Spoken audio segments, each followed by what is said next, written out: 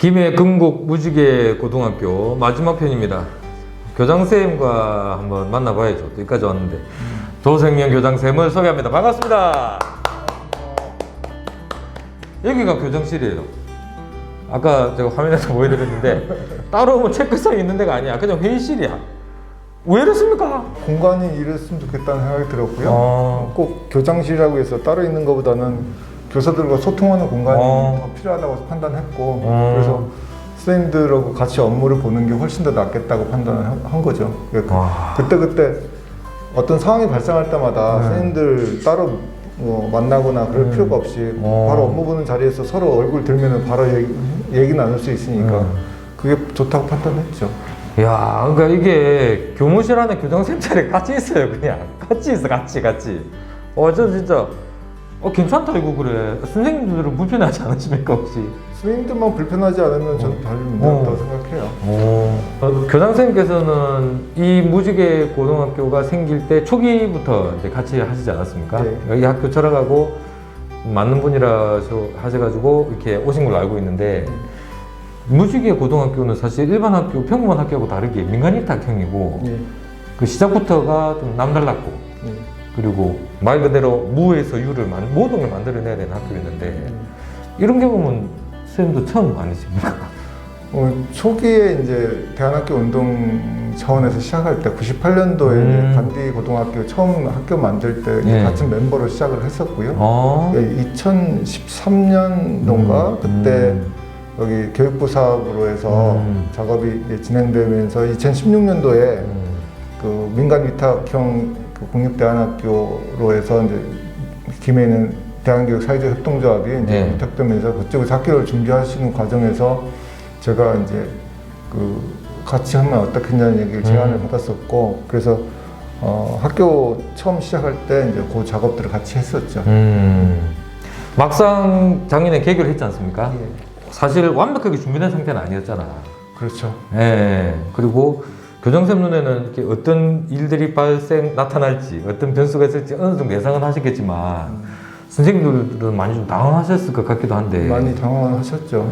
보통 그렇잖아요. 학교라는 것을 어쨌든 선생님들이 공립학교에서 계셨던 선생님들이고 그리고 학교의 진행 과정이라는 게 대부분 이제 몇 년 다 연차가 계신 분들이니까 그 연차가 계시다 보니까 가지고 있는 기본적인 그 루틴이라고 해야 되나 자기 삶의 어떤 방식들이 있다면 그렇죠.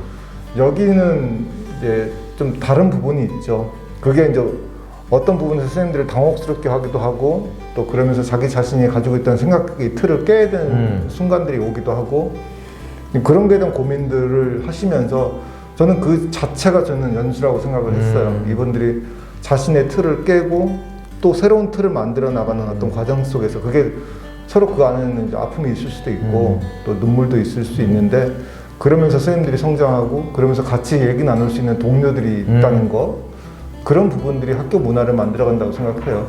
학교는 결국은 학생들만 가르치는 공간이 아니라고 생각하거든요. 그러니까 살아가면서 각자 자신의 삶을 어떻게든 개척해 나가고 성장해 나가는 과정들이 있다면 교사들은 결국 학교 내에서 성장하는 공간이어야 되는데 그런 부분을 인정하는 거죠. 우리가 이렇게 어떤 과정 속에서 우리가 스스로가 생각이 바뀐다는 것을 선생님들도 인정하고 그러면서 아이들이 만나는 시각도 좀 달라지고 그게 대한학교 운동을 시작하면서 생각했던 것들이 그런 부분이었던 것 같아요. 그러니까 아이들을 가르치는 공간으로서의 대한학교 운동 차원이 아니라 삶이 그 안에서 있는 살아있는 공간들 그리고 스스로가 좀 부족한 부분이 있다는 것을 아이들도 인정하고 그런 부분들을 아이들이 또 교사를 도와줄 수 있는 그런 문화들이 있다고 생각해요. 야, 교장선생님이 방금 너무 좋은 말씀 하셨는데 선생님들이 가지고 있는 직업병이라고 해야 됩니까? 그런 게 있어요. 가르쳐야 된다. 내가 아이들보다 더 많이 알아야 되고 내가 아이들의 모든 변수를 제가 컨트롤할 수 있어야 된다. 이런 마음들이 있거든요. 그래서 선생님들이 새로운 도전을 못하는 부분도 있습니다. 근데 방금 교장선생님 말씀 중에 그런 내용이 있잖아요. 교사가 가르치고 학생이 배우는 관계가 아니라 같이 성장해 나가는 곳이 돼야 된다. 생활을 같이 하는 곳이 학교가 돼야 된다. 저 그 말씀이 정말 와닿네요. 그 엊그제 여기서 이제 교육과정 워크숍을 선생님들하고 이제 작업을 했었는데 쌤들이 가지고 있는 생각들은 자기 교과에 관련해서 커리큘럼을 어느 정도 좀 짜놓으려는 생각들이 있어요. 그때 이제 제가 그 연습 알미에 쌤들한테 부탁했던 건 뭐냐면 모든 걸 채우지 말아달라.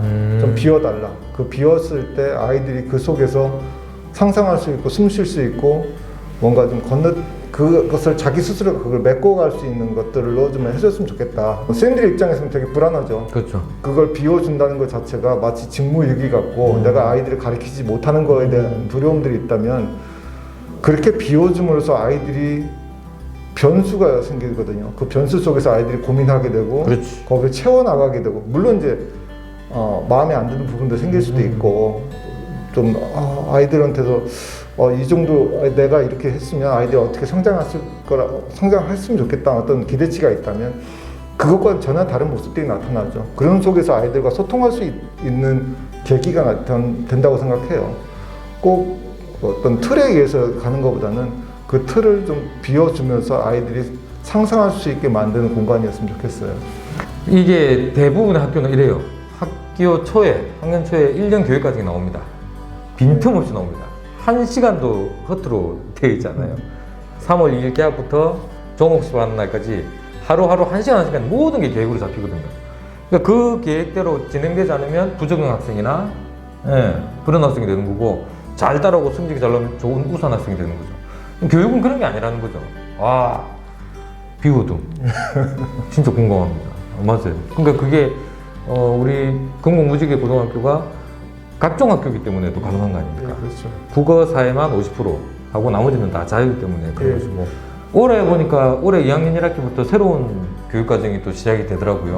예, 로드 스쿨? 로드 스쿨은 이제 네. 처음에 시작할 때부터 이제 3개년 과정을 가지고 저희들이 고민을 했고요. 네. 이제 1학년 때는 함께라는 가치를 가지고 이제 함께 걷는 그 도보를 하고요. 그 다음에 2학년은 같은 로드 스쿨 기간 내에 2학년은 이제 인턴십을 좀 보내려고 생각하고 있습니다. 그러니까 다른 학교에 있을 때 그 3학년 때 인턴십을 보내고 나니까 3학년 때 갔다 와서 자기 인생 이건 좀 그 갔다 오니까 길이 좀 아닌 것 같다. 좀 이걸 바꿀 수 있는 그 기회가 없이 졸업이 되는 상황이 있어서 막연하게 이 직업이 좋을 것 같아라는 생각을 가졌던 친구들한테 한번 접해보고 또 아니면 자기가 이거 좀 알아봤으면 좋겠다는 어떤 기회들을 2학년 때 한번 제공해주고 그래서 그거 갔다 왔을 때 스스로 평가해서 내 인생을 그쪽으로 한번 가보고 싶은지 아니면 다른 길로 좀 전환할지 그런 좀 기회를 줄 수 있으려면 2학년 때가 좋겠다는 생각을 했었고요. 그래서 3학년 때는 이제 그 같은 로드스쿨 기간 내에 3학년들이 전체적으로 같이 모여서 뭔가 여행을 기획하든 뭔가 할 수 있는 것들을 한번 생각을 해보고 있어요, 지금.